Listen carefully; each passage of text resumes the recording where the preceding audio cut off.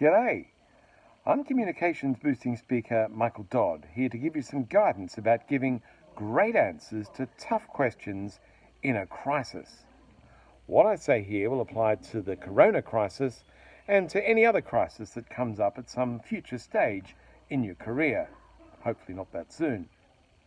So the number one thing to remember when you're facing that emotionally charged tough question is to talk to the heart before you talk to the head. Bear in mind that your questioner is likely to be a bit tense about the situation. And so what you need to do with your answer is to talk immediately to them on an emotional level so that you're showing that you are concerned about them and any premise behind their question. Understand that if the first thing you say is something which seems to them to be cold and clinical, that's not a great start in the circumstances. So, heart before head. Number two is to make sure that whatever you say, it contains a positive, reassuring message. One that's as reassuring as you can be in the circumstances. If you're having trouble to actually work out what that message might be, ask yourself before you face the question, what is the best thing I can say in the circumstances? That will often lead you to your positive, reassuring message. And number three, look out for your language. In particular, make sure you're avoiding what I call bad words. You're often going to get some bad words, which are sort of tough, emotionally charged words coming at you in the question. Your job in your answer is to make sure that you are choosing the right words for the situation, typically ones which are calming rather than anything that's going to exacerbate the problem.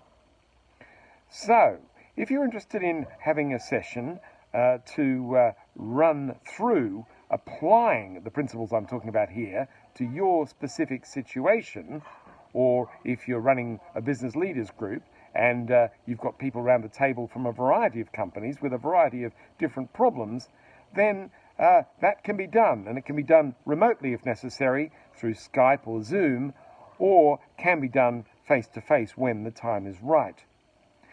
If you're interested in discussing a session, how it can work and how we can apply these principles to your situations, then send me an email to michael@michaeldoddcommunications.com. There's also information about great answers to tough questions in a crisis or in other situations on the michaeldoddcommunications.com website. If you can't wait to have a session, then do send me a question anyway to give you some help. But help is available also through this book, Great Answers to Tough Questions at Work, which I'm told if you stroke it, it seems even more desirable.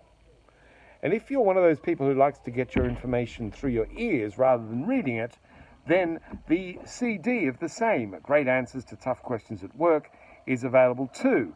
Also, very soothing and comforting if you stroke it. So, these are both available on the Amazon websites and also on the website of the publishers, Wiley. And if you'd like to get the talking book on Great Answers to Tough Questions at Work, read to you in a calm, soothing Australian accent, then that's available through the Amazon company Audible on their website. So, hopefully you remember the key things I've mentioned. Talk to the heart before the head. Make sure whenever you answer that tough question in a crisis, it contains that calm, positive, reassuring message. And make sure that you are controlling your language and avoiding bad words. Bad words such as "don't panic," which people sometimes say when they're under pressure from that bad question in the first instance. And "don't panic" is pretty much as bad as you can get. I'm also told that by dyslexics that to them, "don't panic" can seem, when it's written down, to be "don't picnic," which does send a very messy message. Though in these corona times, we must remember we're not supposed to gather together in numbers, and gathering together in any numbers at a picnic is something that you should not do. So let me know if you need any more information about giving great answers to tough questions in a crisis. And whatever you do, don't picnic.